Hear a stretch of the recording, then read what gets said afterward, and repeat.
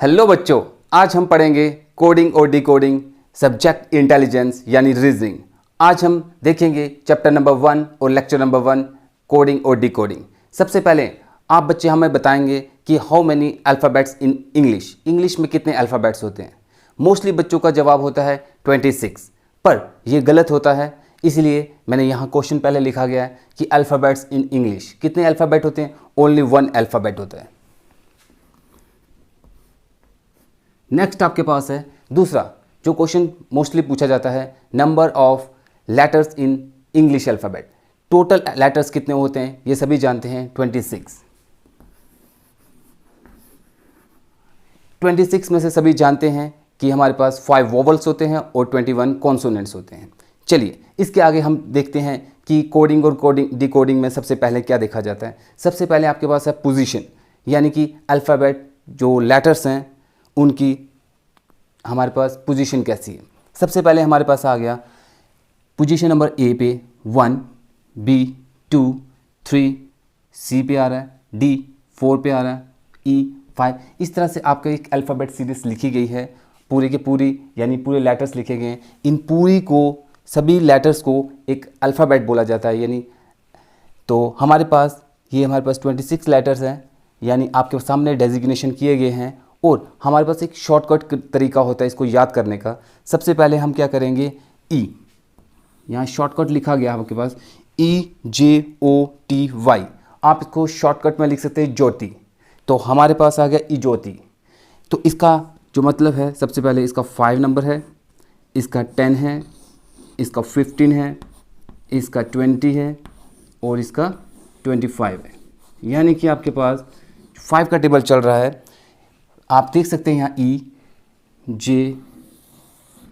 EJOTY। इस तरह से आपको याद रखना है इजोति 5, 10, 15, 20 और 25।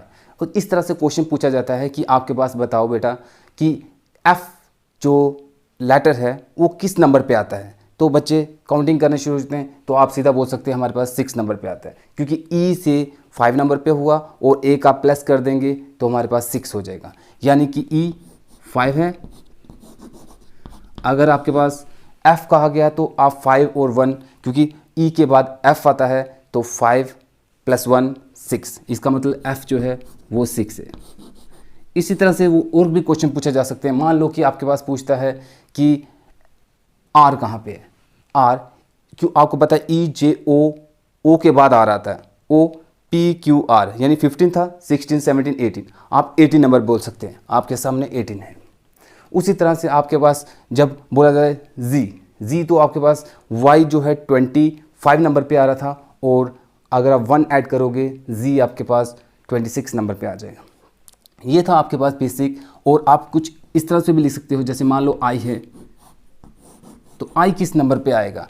E के आगे आप काउंटिंग करो, E 5 है, 6, E F G H I, यानी कि आपके पास 4 लेटर आगे किए हैं, 6, 7, 8 और 9। आपके पास यहाँ पे जो नंबर आएगा वो 9 नंबर आएगा। ये था एक छोटा सा ट्रिक जो कि आपको बताया गया कि आप इजोटी हमेशा याद रखें, EJOT। चलो बच्चों, अभी हम आ चुके हैं सेकंड टॉपिक पे, जो हमारे पास है ऑपोजिट लेटर्स। इसमें देखा जाएगा कि जितने भी आपके पास लेटर्स लिखे गए हैं वो एक दूसरे के ऑपोजिट्स हैं। कैसे, अब आपको बताया जाएगा। सबसे पहले आपके पास ये सारे लेटर्स लिखे गए हैं A से लेके M तक, और उसी के नीचे आपके पास N से लेके Z तक। ये आपके सामने ही है, लिखा गया है। आप यहाँ देख सकते हैं कि A जो है 1 नंबर पे है और Z जो है 26 नंबर पे है। अब आपको इसको रिमेंबर करने के लिए कि A जो है वो Z के साथ है, और अगर मैं पूछ लूँ कि I किसके ऑपोजिट है, वो R के साथ है, तो आप रिमेंबर करने में थोड़ी प्रॉब्लम आती है, यानी इसको याद करने में। इसलिए हमने एक ट्रिक बनाई है, आप उस ट्रिक के माध्यम से बड़ी जल्दी से याद कर लोगे। कैसे, आपके पास ये ट्रिक लिखी गई है, A और Z, A से लेके Z तक। आप कैसे याद रखेंगे, A to Z। जब हम पढ़ते हैं ABC पढ़ते थे तो हम लिखते थे A to Z तक पढ़ना है आपने, तो आपके पास इजी से रिमेंबर होगा A से लेके Z तक। और BY यानी कि बॉय, हम याद रख सकते हैं बॉय। तो आप बिल्कुल इजी तरीका है, A B से Y तक जाना, तो BY बॉय। तो सी और एक्स, सी एक्स के लिए करैक्स, करैक्स आपके पास, आप इसका एक शॉर्टकट नाम डाल सकते हैं सी एक्स करैक्स। डी डब्ल्यू, डी डब्ल्यू के लिए आप ड्यू, ड्यू आप याद रखेंगे, ड्यू जो पड़ती है ओस, उसके बारे में आप लिख सकते हैं डी डब्ल्यू। आप ई वी, ई से और वी से इवनिंग आप सीधा याद रखते हैं E V evening. F U few, F U few. G T, G T road, G T road. और उसी तरह H S Honey Singh. I R Indian railway.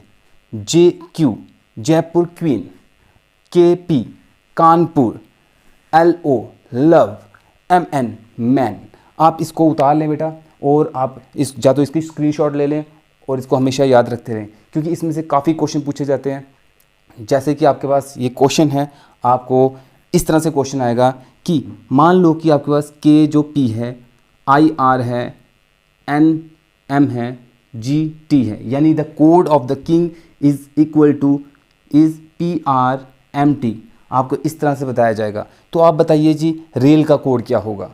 तो बच्चे जो हैं कंफ्यूज हो जाते हैं। इसमें जो इंटेलिजेंस जो आपके पास ये पेपर है, इसमें काफ़ी तरह के क्वेश्चन पूछे जाते हैं, डिफरेंट तरह की रीजनिंग आती है।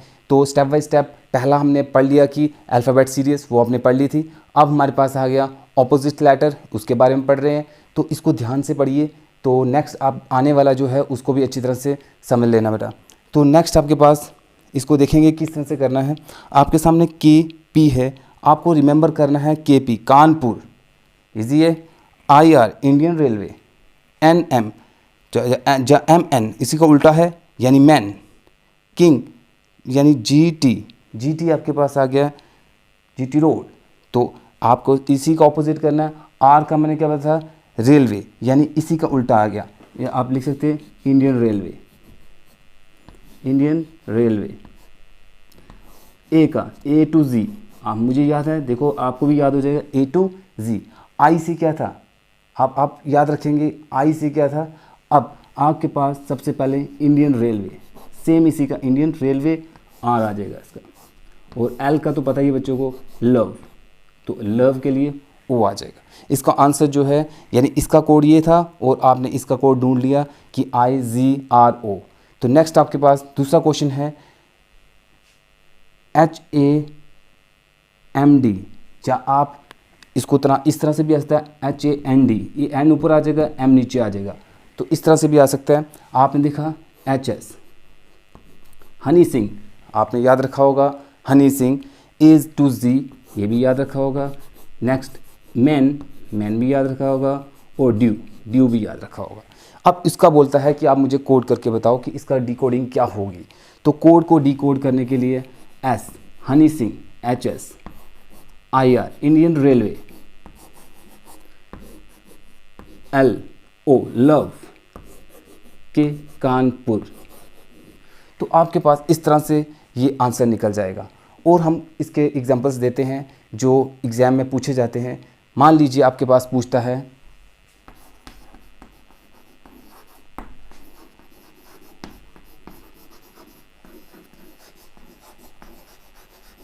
Find out the odd one, आप इसमें से ऑड ढूंढें। आपके पास इस तरह से आया होगा,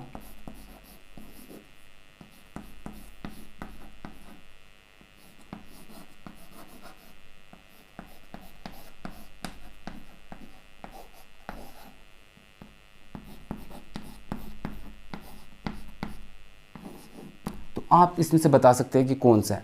आप सभी जानते हैं कि हनी सिंह, एन एम आपके मैन बन सकता है, एल ओ लव बन सकता है, ई एस आपके पास नहीं है, तो आप इसको क्रॉस, यानी कि आपके पास ये वाला ऑड वन है, आप इसका आंसर ये वाला होगा। ये था अभी आपके सामने ऑपोजिट के बारे में। इससे पहले जो आपको पढ़ा है वो था हमारे पास पैटर्न, जो अल्फ़ाबेट पैटर्न चल रहा था। इतना ही, हम नेक्स्ट लेक्चर मिलते हैं अपने कोडिंग और डी कोडिंग के सेकेंड लेक्चर पे। इसके लिए बिल्कुल तैयार रहें। प्लीज़ मेरे चैनल को सब्सक्राइब कर दें, जिससे आपको ये सारे का सारा लेक्चर बिल्कुल प्रिपेयर मिले, आप पूरी तैयारी कर सकें।